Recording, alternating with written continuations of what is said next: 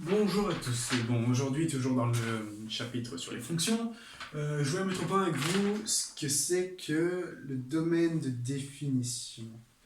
J'ai ici une feuille d'exercice, c'est ce que M. Rizzo nous a donné pour les 4G, d'accord? Et donc, à l'exercice 1, on nous dit, dans cet exercice, f de x est défini par une expression algébrique, d'accord? Et dans chaque cas, on doit préciser l'ensemble des définitions de f. Donc l'ensemble des définitions de f, d'accord, c'est le domaine de définition. Donc qu'est-ce que c'est que le domaine de définition? Ça va être l'ensemble des x pour laquelle notre fonction va pouvoir être réalisable. Je m'explique. En algèbre, il existe deux grandes règles, qu'on va dire. Première règle, on ne peut pas diviser par 0. Et deuxième règle, on ne peut pas prendre la racine carrée d'un nombre négatif. Je m'explique. Si vous voulez, pour tout x appartenant au réel, alors cela implique que x carré appartient au réel positif. Je m'explique. Si vous avez un nombre a, d'accord, et que vous l'élevez au carré, on va dire que a est égal à la racine de moins x. D'accord? Donc ça, c'est la racine d'un nombre négatif. On va dire que a est égal à la racine de moins x. Alors, ça voudrait dire que a carré est égal à moins x. D'accord? Parce que la racine carrée s'annule. Et a est élevé au carré. Or, ceci nous dit quoi? Nous dit que pour tout x appartenant au réel, d'accord, x carré appartient au réel positif. Ça veut dire que a au carré ne peut tout simplement pas être négatif. D'accord? Et donc on vient de prouver qu'en soi, si a au carré ne peut pas être négatif, ça veut dire que a n'existe pas dans le domaine des réels, et donc la racine d'un nombre négatif ne peut pas exister dans le domaine des réels. D'accord? Vous verrez plus tard qu'il y a aussi des nombres complexes, mais bon, ça devient plus complexe. D'accord? Et donc, ce sont les deux règles qu'on va pouvoir appliquer. Donc, si je récapitule, on ne peut pas diviser par 0 et on ne peut pas prendre la racine carrée d'un nombre négatif. Et donc, on va tout simplement faire quelques exercices pour vous instruire ce qu'est le domaine de définition. On va prendre la première. f de x est égal à 2x carré plus 1. f de x est égal à 2x carré plus 1. Ici, on va tout simplement regarder si les conditions sont bien respectées. On ne divise pas par 0, on ne prend pas la racine d'un nombre négatif, du coup en soi, il n'y a aucune condition pour que ceci soit un moment faux, mathématiquement. Et donc qu'est-ce que ça veut dire? Ça veut dire que le domaine de cette fonction, le domaine de f, d'accord, appartient tout simplement à l'ensemble des réels. D'accord? Donc c'est égal à l'ensemble des réels. Alors, je ne sais plus comment on l'écrit, mais bref, ça veut dire que tous les nombres réels peuvent être vérifiés par ceci. Ou alors, comment on l'écrit aussi? On écrit que le domaine de f, d'accord? Et donc à ce moment-là, on va faire un ensemble. Un ensemble qui va de où à où? Si on peut prendre tous les nombres, ça veut dire qu'on démarre en moins l'infini et qu'on va jusqu'en plus l'infini.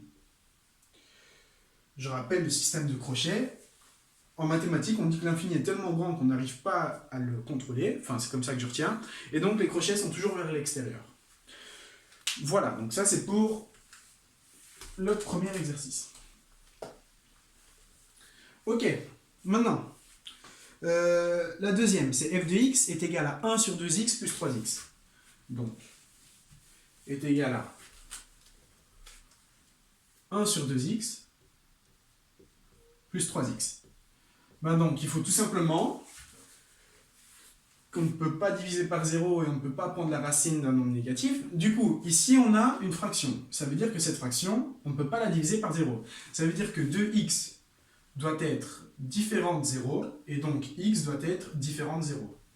Sinon, tous les nombres peuvent vérifier ceci. D'accord? Donc, de moins l'infini à plus l'infini. Et comment on va écrire ça? On va écrire que le domaine de f, d'accord, appartient au réel. Oh putain. Appartient au réel, mais sauf à 0, d'accord? Et donc comment on écrit ça? On l'écrit en dessous ici, on met un petit 0. Bon, ça ne marche pas avec des nombres comme 4, 5, 6. Hein. À ce moment-là, ce qu'on fait, c'est qu'on met une barre comme ceci, et donc on met des accolades. Des accolades, et entre les accolades, on va mettre le nombre en question. Donc ici c'est 0, donc je vais mettre 0 comme ça. D'accord? Et donc c'est comme ça qu'on écrit le domaine de définition. Ou alors, ce qu'on peut faire aussi, c'est faire deux ensembles et les unir. Ça veut dire que notre domaine de définition, d'accord, ben, il part de moins l'infini, il arrive en 0, mais on ne prend pas 0. D'accord? Et puis, il est uni avec quoi? Ben, il y a encore tous les nombres positifs, et donc ça veut dire que on ne prend pas le 0. Tiens, je ne sais pas le faire. On ne prend pas le 0, et on va jusqu'à plus l'infini. Et plus l'infini, on ne le prend pas non plus. J'ai tendance à écrire vers le bas. Enfin bref. Voilà, donc ça c'est pour le deuxième.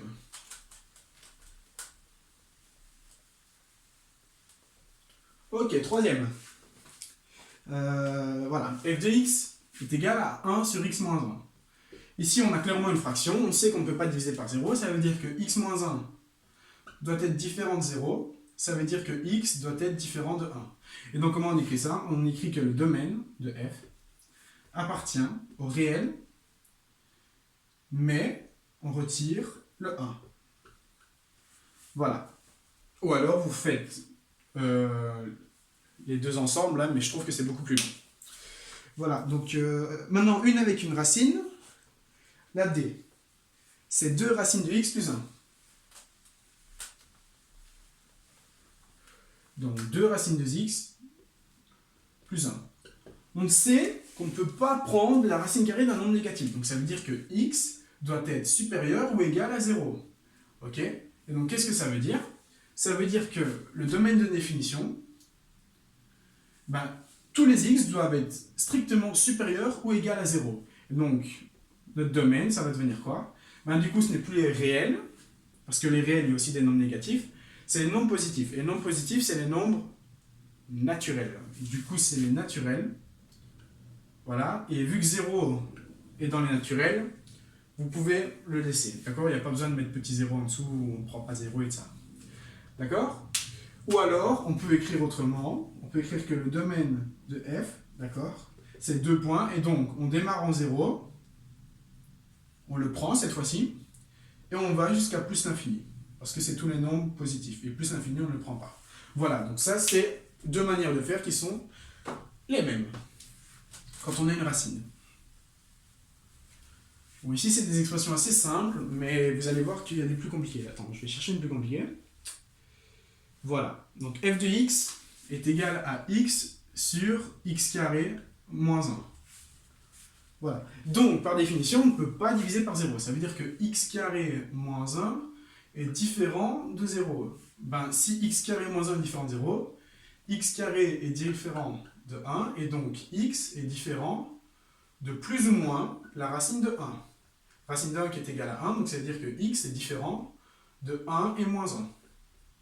Donc x ne peut pas être égal à 1 et moins 1.